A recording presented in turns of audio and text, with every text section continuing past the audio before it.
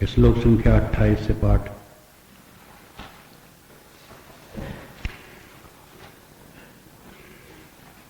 यथा नदीनां बह्वोऽम्बुवेगाः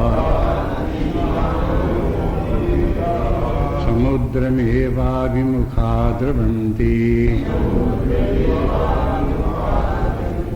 तथा तवामि नरलोकवीराः विशन्ति वक्तानभिविज्वलन्ति यथा प्रदीप्तं ज्वलनं पतङ्गाः विशन्ति नाशाय समृद्धवेगाः तथैव नाशाय विशन्ति लोकाः तवापि वक्तानि समृद्धवेगाः लेलीयसे गसमानः समन्तात् लोकान् समस्तान् मदनैर्ज्वलद्भिः तेजोभिरापूर्णं जगत्समग्रम् वासस्तवोग्रः प्रतपन्ति विष्णो लेलीयसे ग्रसमानः समन्तात् लोकान् समग्रान् वदनैर्ज्वलद्भिः तेजोभिरापूर्य जगत्समग्रम् भासस्तवोग्रः प्रतपन्ति विष्णो।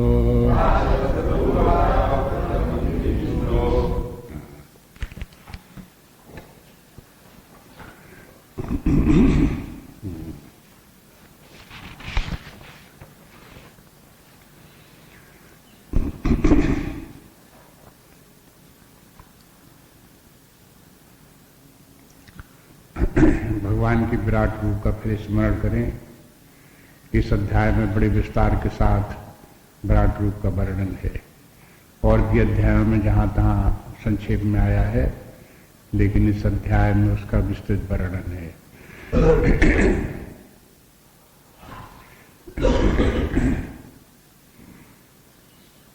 इसको सारे जगत को और जगत के अधिष्ठान रूप परमात्मा को एकीकृत देखने की बुद्धि बनानी चाहिए। इसी प्रकार की बुद्धि बनाने के एक परमात्मा सर्वत्र व्याप्त रहने सकता है, उसी के एक भाग में ये सारा सूक्ष्म और स्थूल जगत उसी में स्थित है, उसी से उत्पन्न होता है, उसी में स्थित है, उसी में लीन हो जाता है। जगत में समस्त प्राणी सब उसी परमात्मा में विलीन होते चले जाते हैं, सब के सब उसी से उत्पन्न होते हैं, नाना रूप धारण करते हैं और फिर उसी परमात्मा में विलीन हो जाते हैं। ये सब जगत परमात्मामय है, उसके मूल में परमात्मा ही विद्यमान है। परमात्मा की प्रधानता से जगत को देखो, प्रधान है परमात्मा, जगत उसी का रूप मात्र है। जब ये कहते हैं कि परमात्मा देखो सत भी है असत भी है, तो उसका तात्पर्य ये है कि असत जो है परमात्मा से भिन्न नहीं है। परमात्मा सत स्वरूप है और ये असत रूप जो जगत जो है वो भी परमात्मा का विरोधी नहीं है, प्रतिद्वंदी नहीं है। कभी कभी ये आ जाता है कि जैसे जगत परमात्मा का प्रतिद्वंदी लगता हो, जैसे सत्य सत्य और मिथ्या उसका प्रतिद्वंदी लगता हो, लेकिन प्रतिद्वंदी नहीं है। प्रतिद्वंदी तो तब होता जैसे सत्य जैसे है उसी तरह से एक सत्य और होता तो वे दोनों प्रतिद्वंदी हो जाते। दो दो सत्य हैं, एक सत्य कहता मैं हूं, दूसरा सत्य कहता मैं भी हूं, तब प्रतिद्वंदी हो जाते। लेकिन जब एक सत्य है और दूसरा मिथ्या है और मिथ्या भी सत्य के ऊपर आश्रित है, तो प्रतिद्वंदी बेचारा कहां है?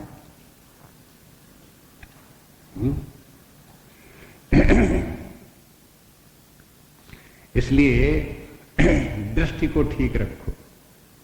ये समझो कि एक परमात्मा ही सर्वत्र है और सारा जगत उसी परमात्मा से उद्भूत नाम रूप में है और मिथ्या है। लेकिन मिथ्या होने के साथ साथ ये भी है कि उसका कोई अस्तित्व अलग से स्वतंत्र अस्तित्व नहीं है।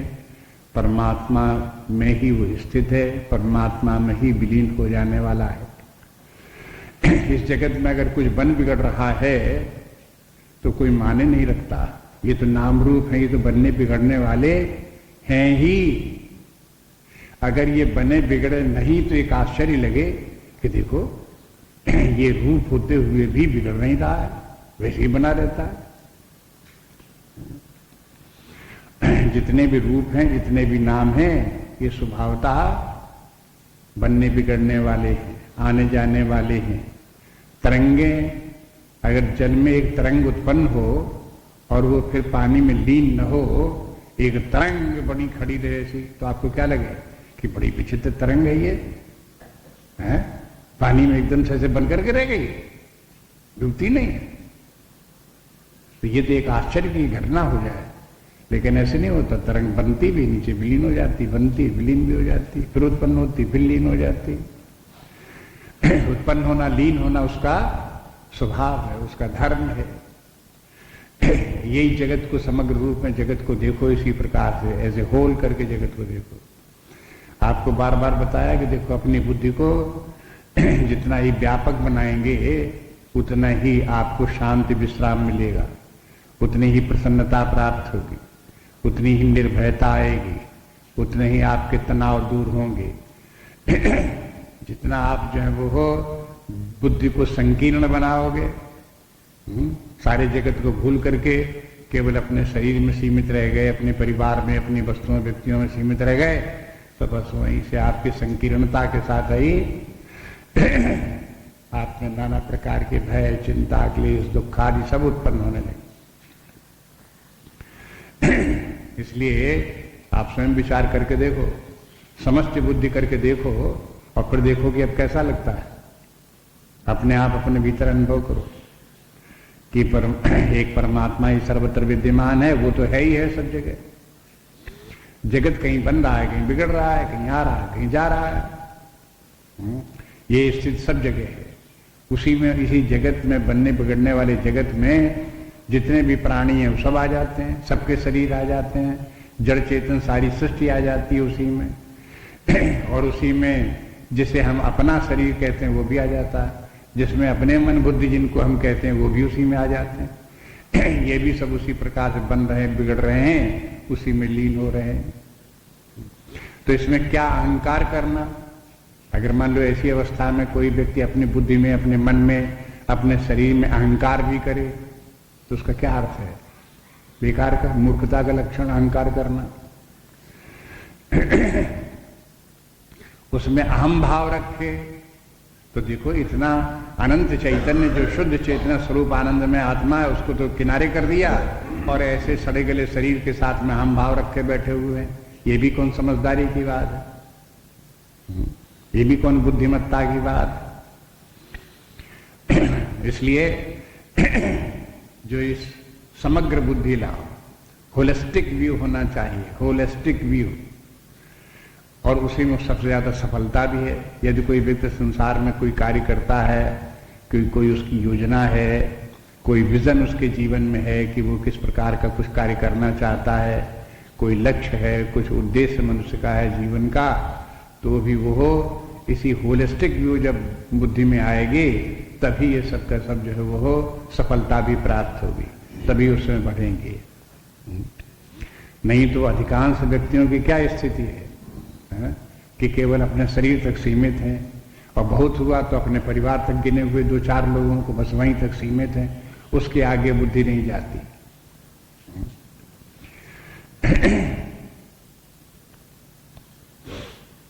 पूछो कि भाई आप कौन हो, तो कहेंगे मनुष्य हैं।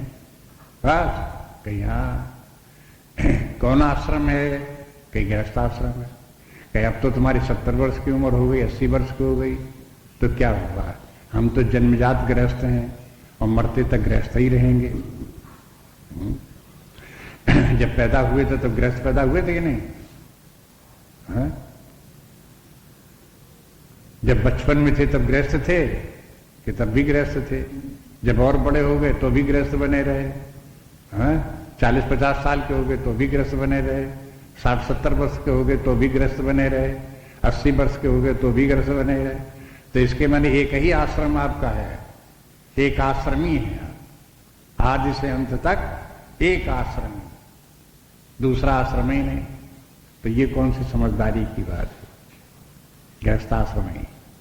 अगर एक आश्रमी हो तो संन्यास आश्रमी बनो, गृहस्थाश्रमी क्यों बनते? बचपन से लेकर के संन्यास आश्रमी रहो, युवावस्था में गृहस्थ हो जाओ तो भी सन्यासी रहो, वानप्रस्थी अवस्था आ जाए तब भी सन्यासी रहो, हमेशा सन्यासी ही रहो जब एक ही आश्रम रखना है। नहीं तो बचपन में बाल्यकाल में ब्रह्मचारी रहे, छात्र रहे, युवावस्था में गृहस्थ हो गए तो आप गृहस्थ जो जैसे गृहस्थ धर्म आया वैसे ही गृहस्थ धर्म गया। एक अवस्था में 20-25 साल की अवस्था में गृहस्थ धर्म आया तो 50-60 की अवस्था में गृहस्थ धर्म गया, बस। अब कहां गृहस्थ? तो लेकिन व्यक्ति फिर भी गृहस्थ है, कहता रहे कि मैं तो गृहस्थ हूं, मैं तो गृहस्थ हूं। आप सबको क्या लगता है? लगता है कि ना हम गृहस्थ हैं? आपको लगता है कि गृहस्थ है कि वानप्रस्थी है? क्या लगता है? विचार करो अपने मन से। आपको ये लगे कि हम गृहस्थ हैं, हाँ? अगर आपको लगता है मैं गृहस्थ हूं तो इसके माने क्या है? बुद्धि कितनी संकीर्ण है, हाँ? कितनी संकीर्ण बुद्धि है कि हम गृहस्थ हैं। उसमें व्यापकता ही नहीं आती, उस गृहस्थ से निकलते ही नहीं बाहर कि गृहस्थ निकल करके वानप्रस्थी हो जाएं, सन्यासी हो जाएं, उस प्रकार की चेतना ही नहीं आती। तो ये सिवाय बुद्धि की संकीर्णता के और किस बात का लक्षण है? व्यापक बुद्धि बनाओ। इसलिए शास्त्र कहता है कि अपने बुद्धि को व्यापक बनाओ, सदा गृहस्थ ही मत बने रहो, सदा शरीरवादी ही मत बने रहो कि मैं शरीर ही हूं। शरीर सदा अपने आप को जीव ही मत समझते रहो कि मैं जन्मने मरने वाला जीव हूं। एक शरीर छूटेगा तो दूसरा शरीर धारण करना पड़ेगा, एक शरीर छूटेगा तो दूसरा शरीर धारण करना पड़ेगा। ये जीव भाव ही मत रखो। लेकिन अगर शरीर भाव ही नहीं छूटेगा और गृहस्थ आश्रम में नहीं छूटेगा तो जीव धर्म कहां से आ जाता है कि मैं जीव हूं? ये बात आपको कहां से? तो कहिए तो हम जानते हैं कि हम जीव हैं। अगर तुम ये जानते हो कि जीव हो तो ये बताओ कि इतने का यही एक शरीर तुम्हारा शरीर है, इसके पहले तुम्हारे शरीर नहीं थे? और भी जाने कितने शरीर धारण कर चुके। उन शरीरों में आप ग्रस्त नहीं रह चुके, उनमें भी रह चुके। अब इस शरीर में ग्रस्त आ गए तो बताओ जो पहले जन्मों के जो गृहस्थाश्रम थे वो छूट गए, अब इस गृहस्थाश्रम में आप आ गए तो ये जो परिवर्तन हुआ तो बताओ कौन सा किस घर के किस परिवार के तुम हो? यदि जीव हो तो ये बताना पड़ेगा किस परिवार के तुम हो। अगर कहोगे मैं जीव हूं तो आप ये नहीं कह सकते मैं इसी परिवार का हूं, मैं इसी शरीर का हूं। कैसे कहोगे? या ये कह दो कि मैं जीव नहीं हूं, मैं तो शरीर हूं। शरीर हूं तो ठीक है भाई, शरीर हो तो फिर शरीर मात्र ही रहो, जन्म से लेकर के मरने तक शरीर ही शरीर में हूं। और उसके साथ ये भी हो सकता है कि जब शरीर ही मैं की दुर्बुद्धि आ गई तो ये भी दुर्बुद्धि आ सकती है कि मैं जन्मजात गृहस्थ हूं और मरण काल तक गृहस्थ ही रहूंगा। ये भी दुर्बुद्धि आ सकती है। इसमें क्या बात है? जब दुर्बुद्धि आने को हो गई तो गिरती जाएगी, बिगड़ती जाएगी, बिगड़ती जाएगी, अंततः बिगड़ करके घोर रूप धारण कर लेगी।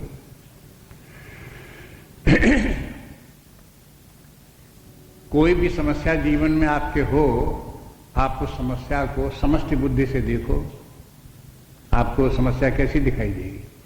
अगर आपकी बुद्धि छोटी है तो समस्या बड़ी विकराल है, और अगर आपकी बुद्धि व्यापक है, अनंत बुद्धि है, तो उसमें समस्या कितनी है? हाँ? कोई माने नहीं रखती जरा समस्या।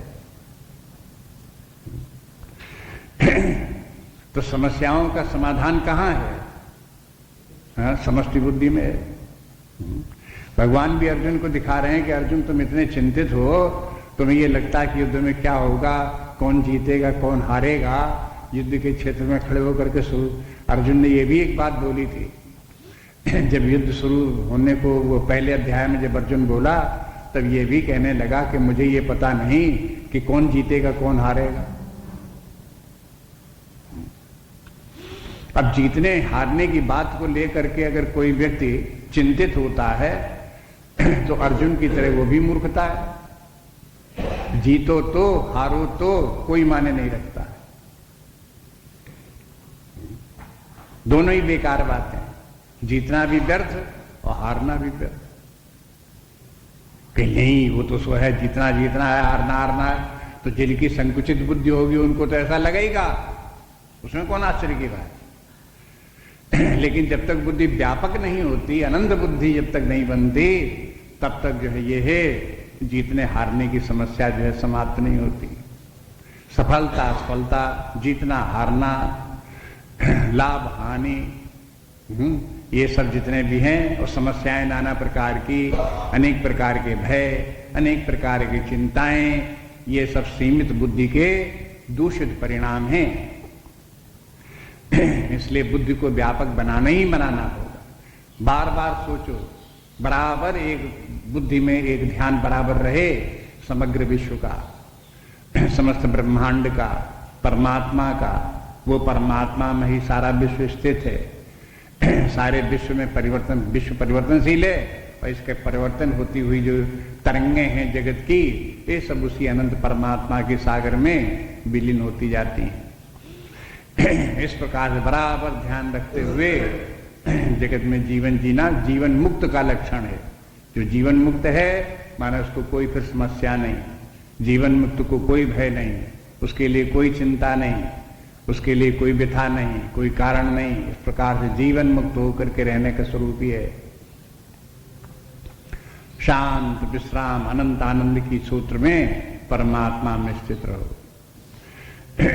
जगत को परमात्मा दृष्टि से देखने के लिए उपनिषदों में भी बार बार कहा गया है, उसको भी याद रखो। जो बता दिया आपको, सर्वम खलु इदम ब्रह्म, सर्वम खलु, सर्वम ये सब का सब, खलु निश्चय ही, इदम माने ये जगत, ब्रह्म जिस जगत को जगत करके आप देख रहे हो, परिवर्तनशील जगत को, ये जगत बगत कुछ नहीं है, ये सब परमात्मा ही है, बस ब्रह्म ही है। ब्रह्म रूप देखो सबका सब।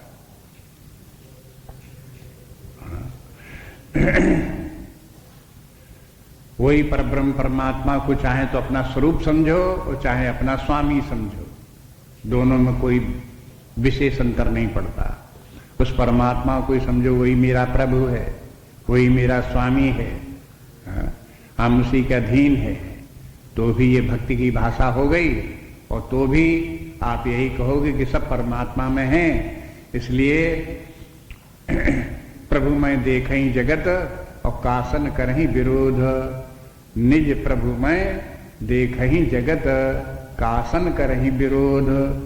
और जब देख रहे हैं कि हमारा प्रभु ही सर्वत्र सारे जगत का रूप धारण किया हुआ है, उसी के हम सेवक हैं, उसी के हम अधीन हैं, तो भला किससे विरोध कर सकते हैं?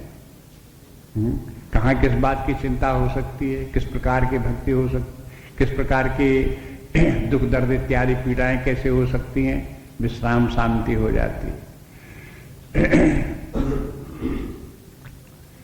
पायो परम विश्राम राम समान प्रभु नाही कहूं। तुलसीदास जी कहते हैं, देखो जाकी कृपा लवदेश तें मति मंद तुलसीदास हु, पायो परम विश्राम। देखो मतिमंद तुलसीदास था, माने महामूर्ख तुलसीदास, वो तुलसीदास जी को भी उसी परमात्मा का ध्यान चिंतन करते करते उसी की कृपा से विश्राम प्राप्त हो गया। विश्राम के माने समस्या, फिर कोई समस्या रहेगी विश्राम में? अगर किसी को विश्राम प्राप्त हो गया तो कोई समस्या नहीं, कोई भय नहीं, कोई चिंता नहीं, निर्द्वंद। इस प्रकार से जो वो पायो परम विश्राम। राम समान प्रभु नहीं कहूं कि माने ये है कि जब तक आप उस परमात्मा की शरण में नहीं जाते तब तक आपकी बुद्धि संकुचित, और जब तक आपकी संकुचित बुद्धि तब तक आप दुख क्लेश आदि में पड़े हुए हो। इसको अच्छी तरह समझ लेना चाहिए और अपने अनुभव से देख लो। जब कभी आप अपनी व्यापक बुद्धि बना करके सोचो तो आपकी दृष्टि कैसी होती है, कैसे भाव बनते हैं। आप अपनी संकुचित दृष्टि बना करके देखो, फिर आपके भाव कैसे बनते हैं। आप अपने अंदर निरीक्षण परीक्षण करो कि क्या हो रहा है। ये कोई कहने की बात मात्र थोड़ी है, अपने आप ही रियलाइज करो अपने आप अपने अंदर।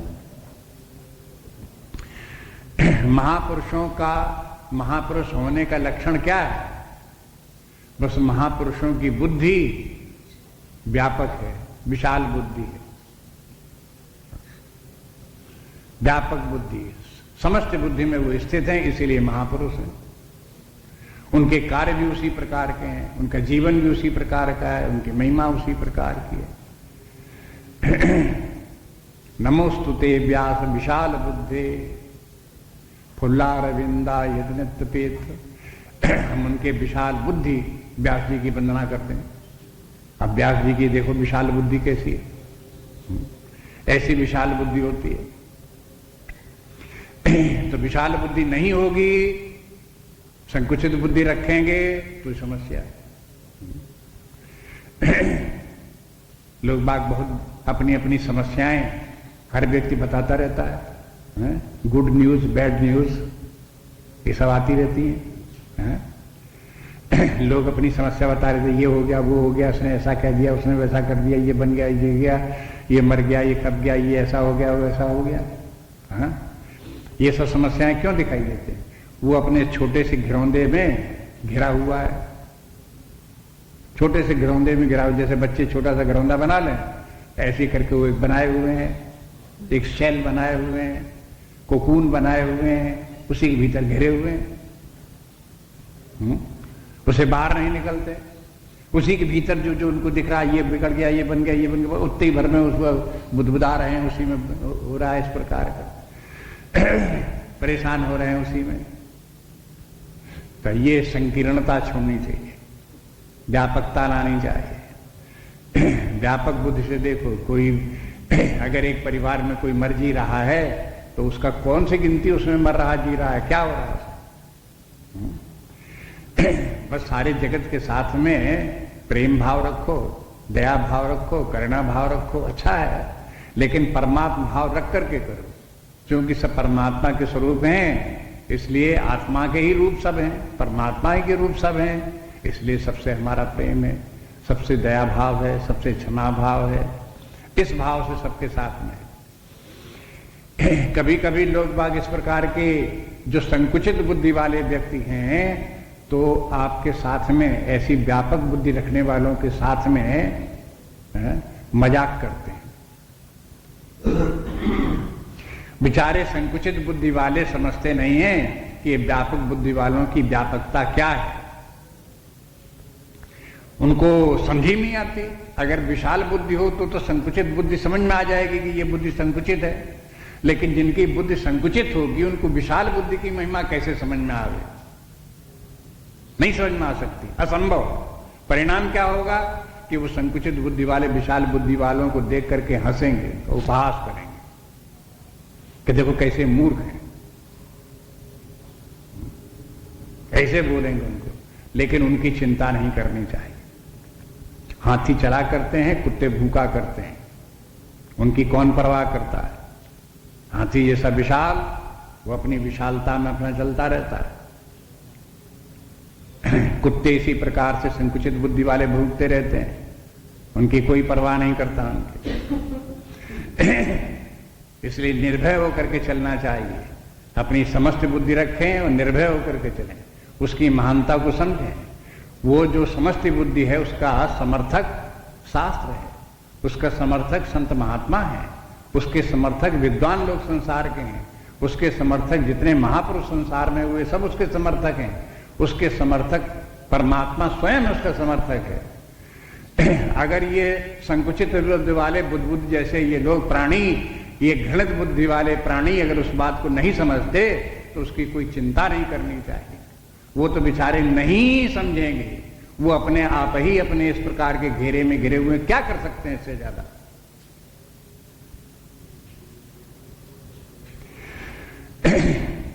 भगवान भी ये चाहते हैं, इसके द्वारा इस अध्याय में आप देखो तो ये विराट रूप के माने विराट बुद्धि, अपनी बुद्धि को विराट बनाओ, तब ये विराट जगत दिखाई देगा। संकुचित बुद्धि में ये विराट जगत नहीं दिखाई देगा, वो विराट परमात्मा नहीं दिखाई देगा। किस प्रकार से परमात्मा का विराट रूप कैसे विद्यमान है, आप अपनी जरा सी बुद्धि को लेकर के, देहाभिमान लेकर के देखने लगोगे तो वैसे ही दशा होगी जैसे अर्जुन की हो गई। अर्जुन को जबरदस्ती करके भगवान ने विशाल बुद्धि दी, उसने देखा, लेकिन दूसरी तरफ वो अपनी संकुचित दृष्टि नहीं छोड़े पा रहा है, अपना शरीर भाव नहीं छोड़े पा रहा है। तो अर्जुन की क्या दशा होती है? अर्जुन घबराने लगता है, परेशान होने लगता है, दुखी होने लगता है। उसी का वर्णन इन श्लोकों में। अर्जुन भयभीत है, उसे लगता है कि सब लोग भयभीत हैं, हम ही क्या, सभी भयभीत हैं, उसे ये दिखाई देता है। भयभीत अर्जुन स्वयं है, लेकिन जो भयभीत होता है उसे लगता है दुनिया में सब भयभीत हैं।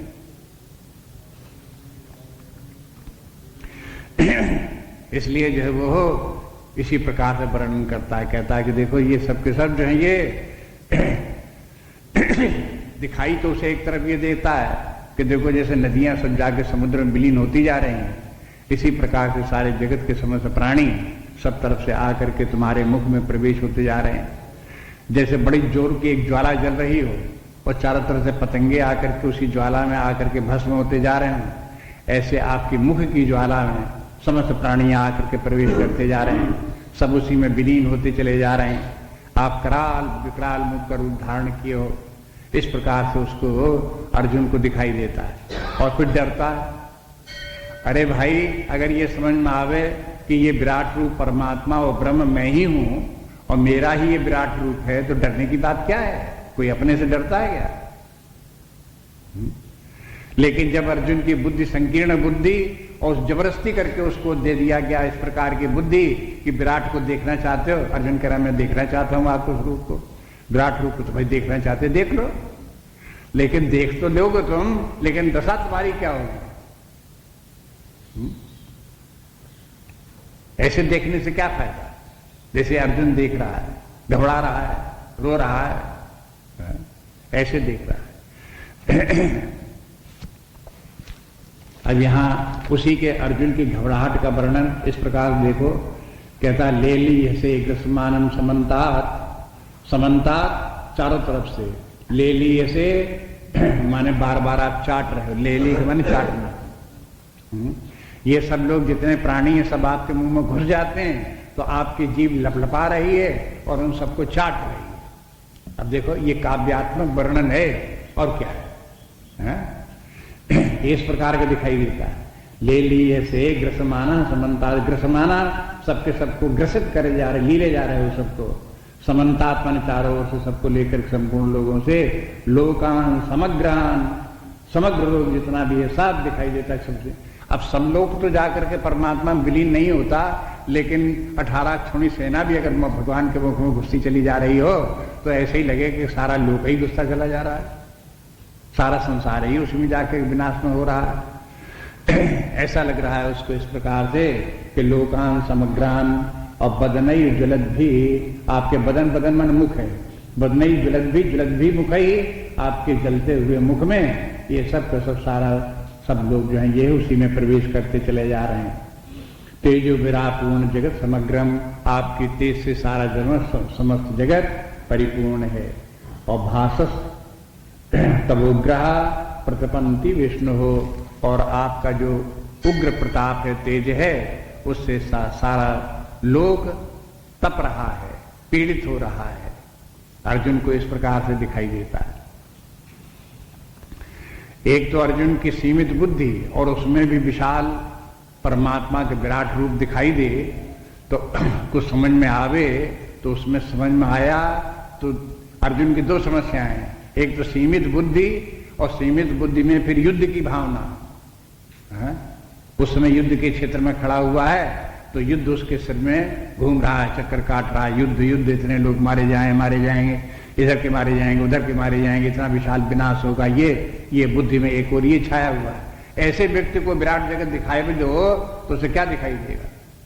एक ओर तो वो घबराएगा अपनी सीमित बुद्धि के कारण से, और दूसरी तरफ वो अपने इसके कारण से कि ये है अपने लोग हैं, ये सबके सब मरते चले जा रहे हैं, उनसे व्याकुलता उसको होगी। और ये दिखाई देगा कि अच्छा पक्ष जो है विराट का, शुभ पक्ष जो है वो विराट का, वो नहीं दिखाई देगा, अशुभ पक्ष ही दिखाई देगा जिसमें सब विनाशी हो रहा है। अरे भाई, जगत में सृजन कार्य भी तो चल रहा है, वो अर्जुन को सृजन क्यों नहीं दिखाई दे रहा, विनाश ही क्यों दिखाई दे रहा? क्योंकि उसकी बुद्धि के पृष्ठभूमि जो है वो विनाशी पृष्ठभूमि लिए बैठा हुआ है, इसलिए उसे विनाश ही दिखाई दे रहा है। अब व्यास जी की विशाल बुद्धि देखो, है कि व्यास जी को विराट रूप परमात्मा भी दिख रहा है, और व्यास जी को अर्जुन की संकुचित बुद्धि भी दिख रही है, और व्यास जी को अर्जुन की ये युद्ध से भावना से परिपूर्ण बुद्धि भी वो भी दिख रही है। तो विशाल बुद्धि तो ऐसी हो कि ये सब बातें भी जिसको भी दिखें, ऐसी विशालता बुद्धि की चाहिए।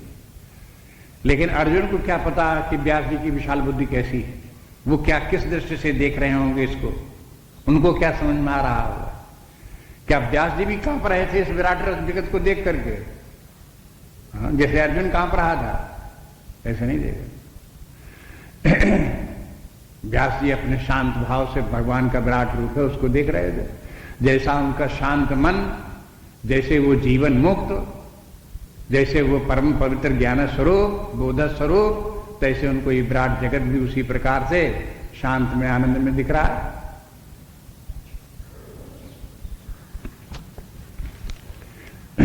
अगला श्लोक देखिए।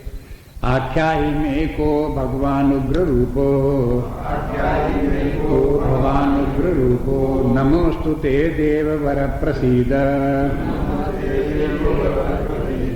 विज्ञातुमिच्छामि भवन्तमाद्यम्।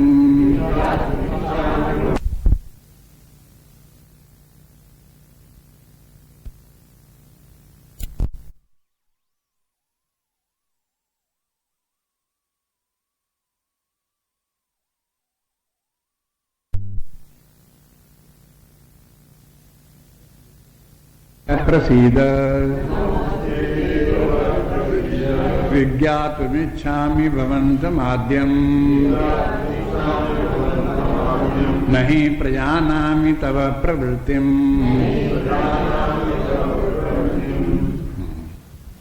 आख्या ही आख्या के माने बोलो, कहो, नाम बताओ। तो आख्या ही माने बताइए कि मैं को भवानुग्र रूप हो, कि आपका ये उग्र रूप जो है ये, तो आप भला आप कौन हो? नमोस्तुते, हम आपको नमस्कार करते हैं। और देववर प्रसिद्ध है, हे देववर आप प्रसिद्ध माने हमारे ऊपर कृपा करो और आप बताइए कि आप कौन हो। विज्ञातुम इच्छामि, मैं जानना चाहता हूं। और भवंतम आद्यम, आपके जो इस अद्यम, अब मैं हाँ आपके इस रूप को कि आप कौन हो मैं जानना चाहता हूं। और नहीं प्रजानामि, मुझे समझ में नहीं आता है, तब प्रवृत्तिम, कि आपकी प्रवृत्ति क्या है। प्रवृत्ति के माने होता है क्या करने वाले हो, क्या कहने वाले हो, क्या करने वाले हो, क्या होने वाला है। ये प्रवृत्ति हमारे आपकी समझ में नहीं आती है। अब देखो अर्जुन की बुद्धि कैसी हो गई। वही अर्जुन जो कहता था कि भगवान अगर हो सके तो हम आपका विराट रूप देखना चाहते हैं, अब वही अर्जुन पूछता कि आप हो कौन? बुद्धि को क्या हुआ उसको? अरे उसको याद आना चाहिए कि हमने विराट रूप देखने के लिए कहा था, तो विराट रूप दिखा रहे हैं और क्या है? लेकिन कहता ये बताइए कि आप कौन? तो अर्जुन को ये बोल रहा है तो ये घबरा रहा है अर्जुन, इसलिए इस प्रकार से बोल रहा है। वो सब उसे जब अपना स्वयं घबरा रहा है, स्वयं चिंतित है, व्याकुलता उसके मन में पैदा हो गई है, तो वो उसे लगता है जैसे सब लोग व्याकुल। आख्या ही में को भगवान उग्र रूप हो, आपका बड़ा ही उग्र रूप है, कृपा करके बताइए कि आप हैं कौन। जैसे कहीं किसी के सिर पर भूत प्रेत आ जाए तो लोग बाग उससे पूछे कि तुम कौन हो, हाँ? उससे कबुलवाएं कि बताओ तुम कौन हो, हाँ? ऐसे वो अर्जुन पूछ रहा उनसे कि आप कौन हो, इतना विकराल रूप दिखा दिया, तो उनको अर्जुन को समझ में नहीं आता कि कौन है। और नमोस्तुते देव वर प्रसीद, कि हे भगवान आप हमारे ऊपर कृपा करो, हम आपको नमस्कार करते। नमस्कार करने के माने ये है कि हम भयभीत हैं। अब जब भयभीत होगा तो व्यक्ति नमस्कार करेगा, भय के कारण से नमस्कार करने लगा, हाथ जोड़ने लगा, कहने लगा भगवान बताइए कि आप कौन हैं। और जिज्ञासुम इच्छामि, मैं जानना चाहता हूं कि क्या आप जो है वो हो, कौन है, क्या है, ये सब में आप बताइए। ये जैसा अर्जुन ने इसमें पूछा भगवान से, अब अगले श्लोक में देखते हैं कि अर्जुन के प्रश्न का उत्तर भी भगवान देते हैं। इससे ये मालूम होता है कि ऐसा ही नहीं कि भगवान कृष्ण जो थे वो भगवान कृष्ण रहे ही नहीं, उनके स्थान पर विराट रूप हो गया हो, ऐसा नहीं है।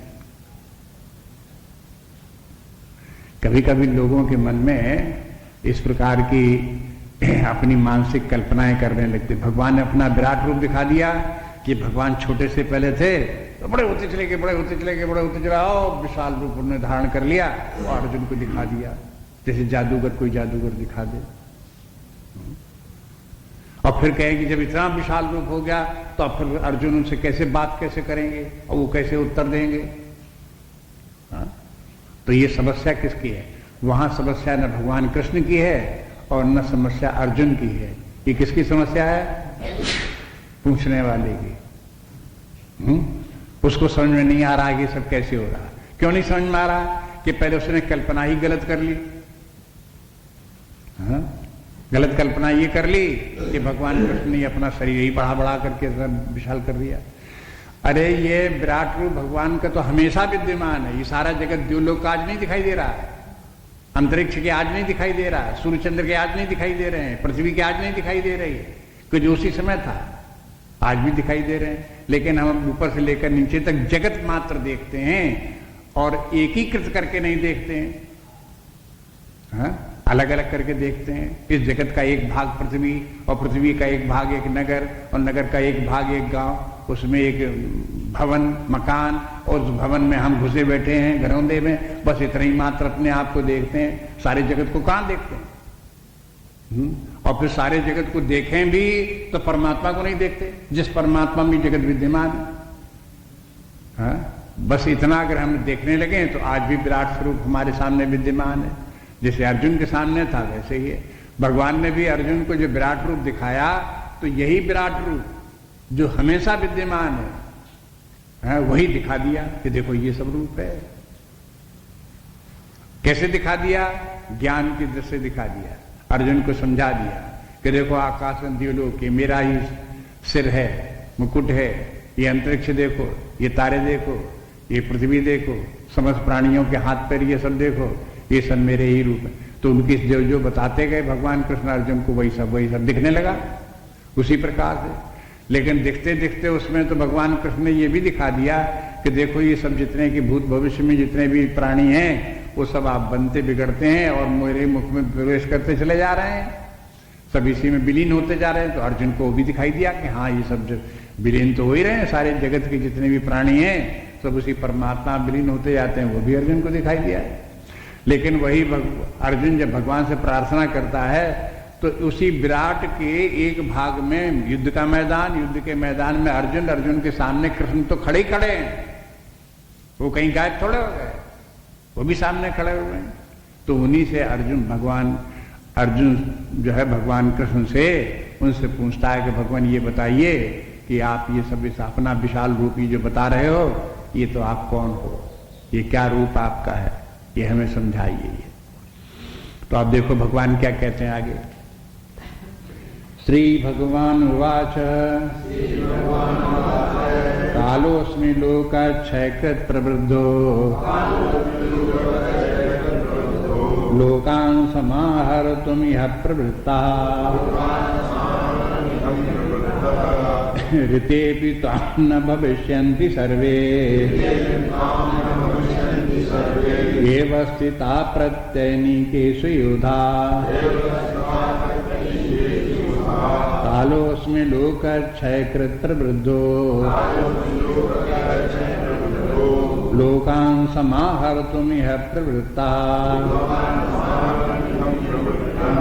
ऋतेऽपि त्वां न भविष्यन्ति सर्वे एव स्थिता प्रत्यनीकेषु युधा।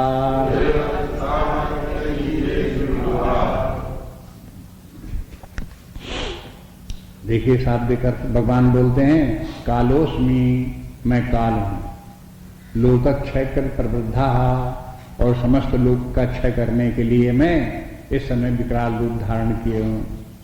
लोकान समाहर्तुम, समस्त लोक का समार्पण श्रृंगार करना, अपने आप में समेट लेने के लिए मैं तैयार हूं।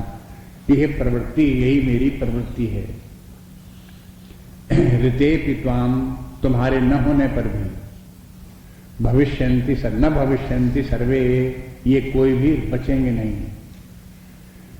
ते अवस्थिता, जो यहाँ पर स्थित ये सब जो है, ये अवस्थिता प्रत्यनीकेषु युद्धा, दोनों सेनाओं के जो योद्धा लोग जितने भी खड़े हैं, ये कोई भी बचने वाले नहीं हैं। ये देखो भगवान ने बता दिया कि देखो इस प्रकार का मैं क्या हूं, वो समझ लो। अब एक तो वो देखो भगवान को जो युद्ध के पहले, महाभारत के युद्ध की जो तैयारी हो रही थी, उसके पहले द्वारका में दुर्योधन जाता है, भगवान कृष्ण भी जाते हैं, और वहां पर बंटवारा होता है। एक तरफ होती है नारायणी सेना, विशाल सेना, और दूसरी तरफ भगवान कृष्ण। नारायणी सेना समस्त अस्त्र शस्त्रों से सुसज्जित, खूब बड़े बड़े योद्धा, बड़े बड़े बलवान, एक तरफ तो वो सेना जो कि दुर्योधन ले गया, और दूसरी तरफ वे कृष्ण, जो कृष्ण ने ये कह दिया कि जो हमें अपने पक्ष में लेगा तो हम वहां लड़ेंगे नहीं, हम हथियार नहीं उठाएंगे। ऐसे जो है वो निठल्ला व्यक्ति किसी को चाहिए हो तो वो ले जाए हमको।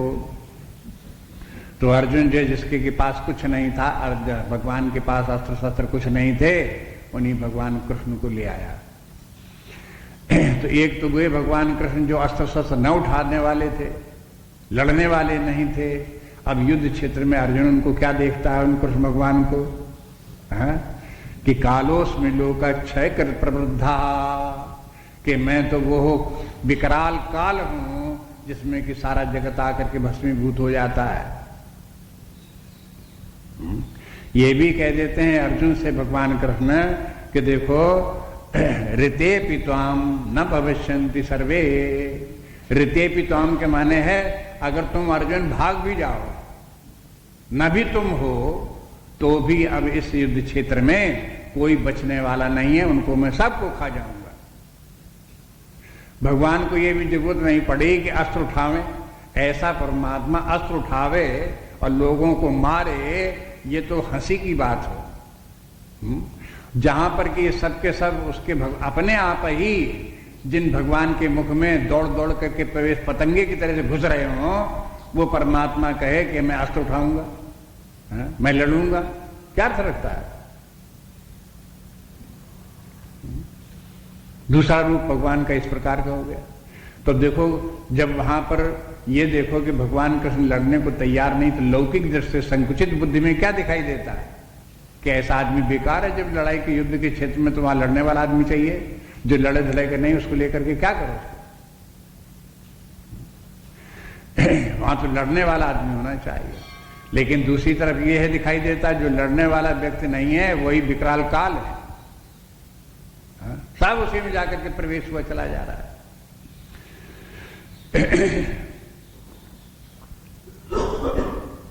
कालोस्मि लोकक्षय कर प्रवृद्धो काला अस्मि। अब देखो कालोस्मि के माने है एक काला अस्मि, मैं काल हूं, और दूसरा ये भी कालोस्मि, मैं काला हूं।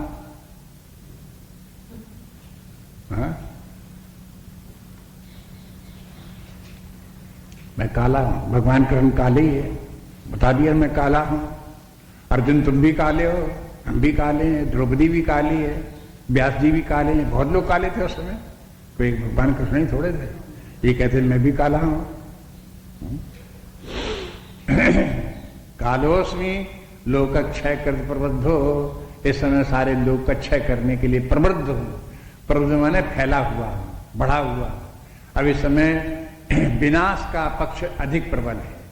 सृष्टि भी चल रही है, लेकिन सृष्टि का कार्य, रचना का कार्य कम चल रहा है।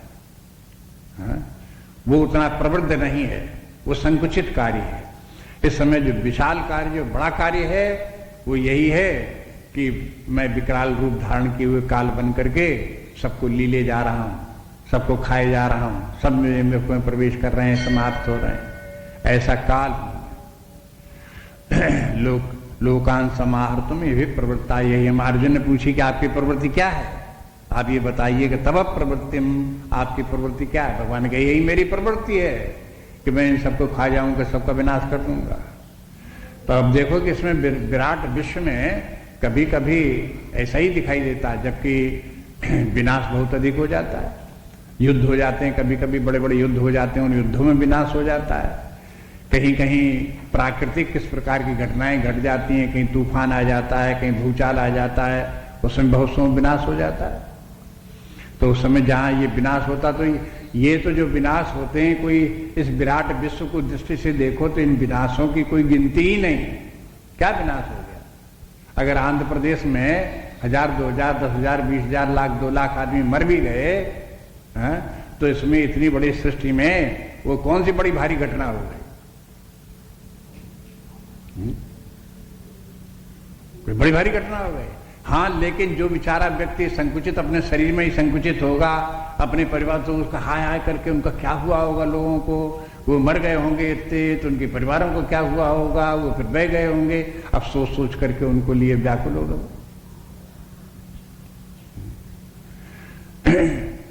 लेकिन व्यापक बुद्धि में देखो तो इतने विशाल विश्व में न जाने कितने इस प्रकार से पैदा हुए, न जाने कितने मर गए, कोई गिनती नहीं मरने जीने वाले में। तो भगवान इस समय कहते हैं कि मैं इस समय उग्र रूप धारण करके काल रूप बन गया, यमराज बना हुआ बैठा। इनको सबको लोकान समाहर्तुम, लोक को समाहार करना के माने सारे लोग को अपने भीतर समेट करके विध्वंस करने के लिए तैयार हूं। यही मेरा रूप इस समय। तो ये रूप जो भगवान ने दिखा दिया अर्जुन को, इसके ये मालूम होता है कि भगवान ने यही रूप इसी प्रकार का अर्जुन को समझा दिया और अपने ज्ञान की दृष्टि से दिखा दिया। अर्जुन को भी अपनी बुद्धि में ऐसा ही दिखने भी लगा, और वो अपने उस समय की बात भी ऐसी ही थी, जो समयानुकूल बात थी।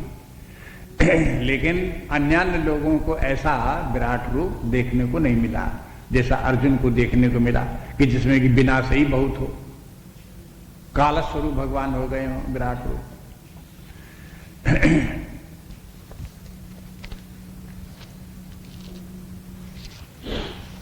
इसमें एक बात जो है वो भगवान ने अर्जुन को सावधान कर दिया, वो ध्यान देने की तीसरी पंक्ति में अच्छी तरह से है कि ऋते पित्वाम, ऋता माने न होना, ऋते पित्वाम तुम्हारे न होने पर भी न भविष्यन्ति सर्वे, ये न भविष्यन्ति सर्वे मानो दोनों तरफ की सेनाओं की तरफ हाथ बढ़ाकर बता दिया। प्रत्यनीकेषु योधा, दोनों अनीक माने सेना, दोनों तरफ की जो सेनाएं खड़ी हुई हैं, इन सेनाओं में जितने ये लोग हैं, इनमें कोई बचने वाले नहीं है। तुम लड़ो न लड़ो, तुम्हारी क्या बात है। इसलिए अर्जुन से फिर भगवान कह देते हैं, आगे के श्लोकों में देखेंगे कि भलाई इसी में है कि तुम भी लड़ लो, और लड़ने में विजय प्राप्त करने का यश भी प्राप्त कर लो। क्या है इसमें? कोई तुम्हारी कोई बाबूदी थोड़ा है, तुम्हारी कोई बड़ी बहादुरी थोड़ा है, ये तो हुआ जाता है, इसमें तुम भी कर लो थोड़ा। ऐसे तमाम लोग लड़ेंगे, तुम भी लड़ लो। तस्मात् त्वमुत्तिष्ठ यशो लभस्व जित्वा शत्रून् भुङ्क्षस्व राज्यं समृद्धम् मयि वेते नीता पूर्वमेव निमित्त मात्रम भव सव्यसाचिन् तस्मात् त्वमुत्तिष्ठ यशो लभस्व जित्वा शत्रून् भुङ्क्षस्व राज्यं समृद्धम् मयि वेते नीता पूर्वमेव निमित्त मात्रम भव सव्यसाचिन् तस्मात् माने इसलिए, माने जब भगवान ने अपना स्वरूप बता दिया कि इस प्रकार से काल रूप में हूं और इन सबको खाई जा रहा हूं, तो तस्मात् इसलिए तुम उत्तिष्ठ, इसलिए तुम उठो और यशो लभस्व और यश प्राप्त करो और जित्वा शत्रुन और शत्रुओं को और विजय प्राप्त करो, भुंक्षस्व राज्यम और विजय प्राप्त करके राजा बनो, राज्य का भोग करो, समृद्धम राज्यम तो खूब बड़े राज्य, तुम्हें पूरा राज्य मिल जाएगा, उस पूरे राज्य का तुम भोग करो। मयि एवे निहता पूर्वमेव, मयि मेरे द्वारा ही निहता माने मार दिए गए हैं, पूर्वमेव ये सब पहले ही जितने खड़े हुए हैं दोनों तरफ की सेनाएं, इनको मैंने पहले ही मार डाला है। तो अर्जुन को क्या करना है? मरे को मारना और क्या है? निमित्त मात्रम भव सव्यसाचिन्, हे सव्यसाचिन् तुम निमित्त मात्र हो जाओ। निमित्त मात्र माने लोगों को, अन्य लोगों को देखने के लिए ये बहाना बन जाओ कि देखो अर्जुन ने इतनी बड़ी सेना को मार दिया, अर्जुन के मारने से मर गए, अर्जुन बड़ा बहादुर है, ये किसी के मारे नहीं मरा। ऐसा लोगों को दिखा दो बस। अब देखो भगवान के वचन को देखो, अर्जुन की स्थिति को देखो। माने अर्जुन से भगवान इसलिए इस प्रकार कह रहे हैं कि तुम्हारी बुद्धि संकुचित है, तुम्हें अभी ये समझ में आता है कि हम ये हमारे शत्रु ये दिखाई दे रहे हैं तुमको, तो संकुचित बुद्धि जहां होगी वहां शत्रु दिखाई देंगे, विरोधी दिखाई देंगे। वहां ये भी दिखाई देगा कि ये विरोधी लोग हैं, इनको ऊपर विजय प्राप्त कर लो, इनको ऐसे जीत लो, इनको वैसे भी जीत लो। ये इस प्रकार से युक्तियां वहां पर वो सोचेगा। ये सब संकुचित बुद्धि के लक्षण है। जहां विराट रूप जगत के रूप में समस्त रूप परमात्मा के भाव से देखो तो जितने भी लोग हैं, चाहे शत्रु हो चाहे मित्र हो, सब अपने ही रूप हैं। एक दूसरे के दो शत्रु हैं, लेकिन परमात्मा के लिए दोनों एक समान है। न वो शत्रु है न वो मित्र है, दोनों ही परमात्मा के रूप हैं। दोनों एक दूसरे के शत्रु हैं, तो वो शत्रु आपस में हैं, लेकिन परमात्मा के लिए न शत्रु ये शत्रु है, न परमात्मा के लिए वो शत्रु है। इसलिए भगवान कहते हैं ये तो सब इनके तो ये है कि अब समय काल ऐसा आ गया है जहां पर कि ये सब जितने भी अत्याचारी राजा थे, इन सबको एक दिन समाप्त होना है। ये तो स्वभावता है। ये भी कहो कि परमात्मा ने, भगवान ने उन सबको खा लिया और मार डाला, ऐसा भी नहीं है। वो तो सब जितने राजा लोग थे, दुराचारी भ्रष्टाचारी राजा थे ही थे, और उनका काल आना था, उनका विनाश होना था, और सब एक स्थान पर आकर के युद्ध क्षेत्र में, महाभारत के युद्ध क्षेत्र में सब इकट्ठे हो गए और आकर के वहां सबके सब मारे गए और आपस में लड़ लड़ करके मर गए। बस ये तो जो एक प्रकार का संसार का नियम चल रहा है, पाप और पुण्य का नियम चल रहा है, बनने बिगड़ने का नियम चल रहा है, वो नियम चल रहा, उसी के अनुसार ये सब होता चला जा रहा है। एक समय आया था जब ये राजा लोग, भ्रष्टाचारी दुराचारी राजा पैदा हुए, इनकी बुद्धि इस प्रकार की हुई और बड़े शक्तिशाली होते चले गए, बड़े बड़े राज्य स्थापित कर लिए, बड़े बड़े कार्य इन्होंने इस प्रकार के भयंकर कार्य, दुराचार के कार्य भी कर लिए। लेकिन एक समय जब आया तो भगवान कहते हैं कि अब ये सब का सब इनका विनाश काल आ गया है, अब ये सब आकर के मेरे मुख में प्रविष्ट हो जाने वाले हैं। इनका न कहीं कोई ये जरासंध रहने वाला है, न महासिंध रहने वाला है। ये सब के सब आकर के इसमें भस्म हो जाएंगे, सबके सब खत्म हो जाएंगे। तो ये इस प्रकार से देखो इसको। एक प्रकार से अर्जुन का ये उपहास है। जो क्षुद्र बुद्धि के लोग हैं, अर्जुन की जैसी बुद्धि के लोग हैं, उनका उपहास है। उनको कहते हैं कि देखो तस्मात् त्वमुत्तिष्ठ यशो लभस्व, इसलिए अर्जुन तुम खड़े हो जाओ और क्या करो कि यश कीर्ति प्राप्त कर लो, यशस्वी बन जाओ। यशः लभस्व, लभ के माने प्राप्त होना, माने यश प्राप्त करो। अब अर्जुन से कहते हैं तुम यश प्राप्त करो, अर्जुन को इसमें क्या यश है? जब भगवान कहते हैं कि हमने सब पहले ही मार डाला है, तो अर्जुन को यश किस बात का?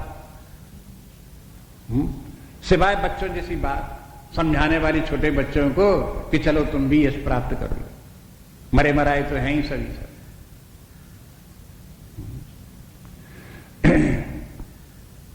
तो ये क्षुद्र बुद्धि के का उपहास है ये अर्जुन का। और कहते हैं निमित्त मात्रम भव सब्यसाचन, कि हे सब्यसाचन तो निमित्त मात्र हो जाओ। सब्यसाची के माने क्या है? हाँ, भगवान कहते हैं अर्जुन तुम्हारा दाहिना हाथ तो चलता तक नहीं है, बाएं हाथ से धनुष चलाते हो, तुम इनसे लड़ो, इनको मारो, जीत पर करके विजयी बन जाओ, यश प्राप्त करो। जो बेचारे का दाहिना हाथ काम न करता हो, बाएं हाथ से काम करता हो, डिबड़चा हो, और कहें कि तुम जाके ये महान कार्य कर लो, तो क्या कर लेगा वो काम? कौन से बड़ा भारी युद्ध कर लेगा? अर्जुन बड़ा भारी शक्तिशाली, तो क्या शक्ति उसके अंदर है? कोई भी नहीं। इस प्रकार से मरो को मारने वाली बात है। तो कहते हैं कि निमित्त मात्रम भव, निमित्त मात्र हो जाओ, कि मैंने कहने मात्र के लिए हो कि हाँ अर्जुन ने मारा इन सबको, यही निमित्त मात्र हुआ। मरे मराए तो हैं ही पहले से। कभी कभी लोग बाग इसको जो है अच्छे अर्थ में भी प्रयोग करते हैं कि भगवान ने कहा है कि देखो जैसे अर्जुन से कहा निमित्त मात्र हो जाओ, युद्ध करो, ऐसे हम सबको भी अपने कार्य लगे कि निमित्त मात्र हैं, हम तो निमित्त मात्र हैं। ऐसे करके निमित्त मात्र अपने आप को भी अर्जुन के स्थान पर मानते हैं तो एक दृष्टि से अच्छा भी है। चलो निमित्त मात्र मानते हो तो कम से कम तादात्म्य नहीं होगा, आसक्तियां नहीं होंगी, अहंकार नहीं होगा, निमित्त मात्र होगे बहुत बातों से बच जाओगे। लेकिन निमित्त मात्र का भाव ये बात भी तो समझो कि ये सब कुछ जो कुछ हो रहा है, चल रहा है, वो अपना एक गति का प्रभाव चल रहा है। निमित्त मात्र होने का भी अभिमान मत करो। अर्जुन अगर निमित्त भी बनता है तो निमित्त होने का जो अभिमान करता है कि मैं यश प्राप्त करूंगा ऐसे, तो निमित्त बनने का अभिमान भी उसका बेकार है। इस दृष्टि से भी देखो तो ये जगत का रूप इस प्रकार से है। इसलिए जैसे अर्जुन के लिए निमित्त मात्र बनने के लिए क्यों कहते हैं भगवान, इस बात को भी पीछे देखो, उसका मनोविज्ञान क्या है। क्योंकि अर्जुन युद्ध करने के लिए आया और वो चाहता है कि युद्ध हो और उस युद्ध में फिर लोग बाग जो है ये हम इनको जीत जाएं और फिर हमको राज्य प्राप्त हो जाए। चूंकि इसी मनोभाव से अर्जुन आया हुआ है, इसलिए भगवान भी कहते हैं कि तुम निमित्त बात तुम जाओ, इनको इस प्रकार से मारो, राज्य प्राप्त करो, यश प्राप्त करो, वो कह भी देते हैं। लेकिन दूसरी तरफ बात ये भी है कि ये जो युद्ध हो रहा है वो कोई अर्जुन के मारे मरने वाला नहीं, वो तो काल का गति है जिसके अनुसार अपने आप ही होने वाला है।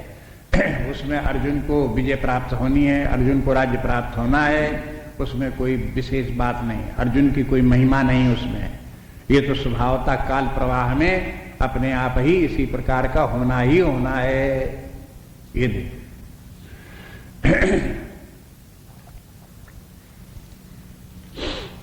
इसको बाकी कल देखेंगे वैसे तरीके।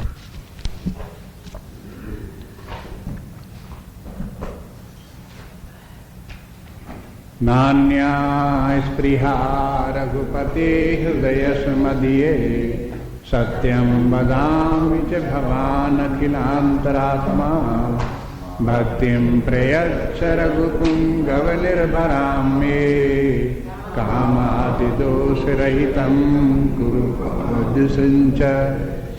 श्री राम जय राम जय जय राम, श्री राम जय राम जय जय राम, श्री राम जय राम जय जय राम, श्री राम जय राम जय जय राम, श्री राम जय राम जय जय राम,